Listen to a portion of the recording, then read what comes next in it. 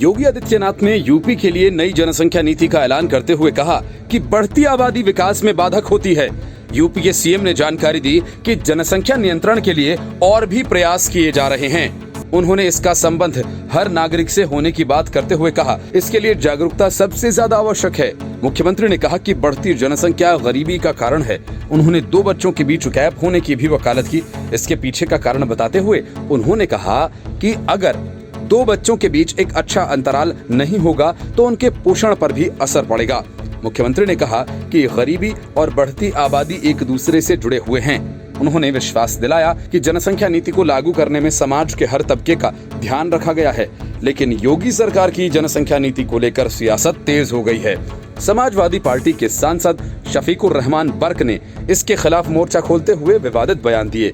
बर्क का साफ कहना है कि बीजेपी सरकार चलाने में फेल हो गई है। वह नए कानून लाकर जनता को उलझाना चाहती है। उन्होंने कुरान का हवाला देते हुए कहा कि दुनिया को रब ने पैदा किया, पैदाइश अल्लाह का कानून है, कुदरत से टकराना ठीक नहीं है, इससे नुकसान ही होगा। मीडिया से बातचीत में बर्क ने एक अजीबोगरीब दलील दी। उन्होंने कहा कि अगर आबादी ज्यादा घट गई और किसी मुल्क से लड़ाई हो गई तब क्या होगा। सांसद ने कहा कि जो जनसंख्या कानून लाने की बात हो रही है उससे अवाम का हित नहीं होगा। शफीकुर रहमान बर्क ने आगे कहा, अल्लाह को जिसे पैदा करना है उसे कौन रोक सकता है, वह तो पैदा होगा ही, चाहे गरीब हो अमीर हो, सभी को खाना अल्लाह के रहमो करम से मिलता है।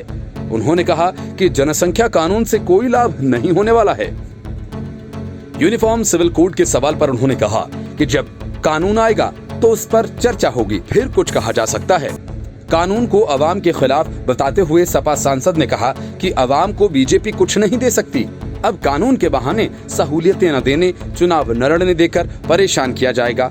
कोरोना का मामला था, सरकार कंट्रोल नहीं कर पाई, मैंने भी वैक्सीन लगवाई, कोई बुराई नहीं है। हम कानून मानने वाले हैं। आप लोगों को इनाम नहीं दे सकते। 2 से ज्यादा हो जाएंगे तो तनख्वाह नहीं दे देंगे, आप चुनाव नहीं लड़ने देंगे।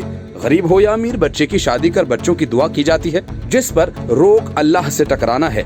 बता दें कि ये पहला मौका नहीं है जब सपा के सांसद ने ऐसा बयान दिया हो। इसके पहले भी वे अपने विवादित बयानों को लेकर सुर्खियों में रह चुके हैं। शफीकुर रहमान बर्क ने नमाज को लेकर कहा था कि कोरोना कोई बीमारी नहीं बल्कि अल्लाह द्वारा हमारे गुनाहों की सजा है और हुकूमत द्वारा मस्जिद और ईदगाह में नमाज करने पर लगी पाबंदी को हटाया जाना चाहिए, क्योंकि जब मुल्क के सभी लोग मस्जिदों में नमाज पढ़ेंगे तभी ये मुल्क बचेगा। Report news of India.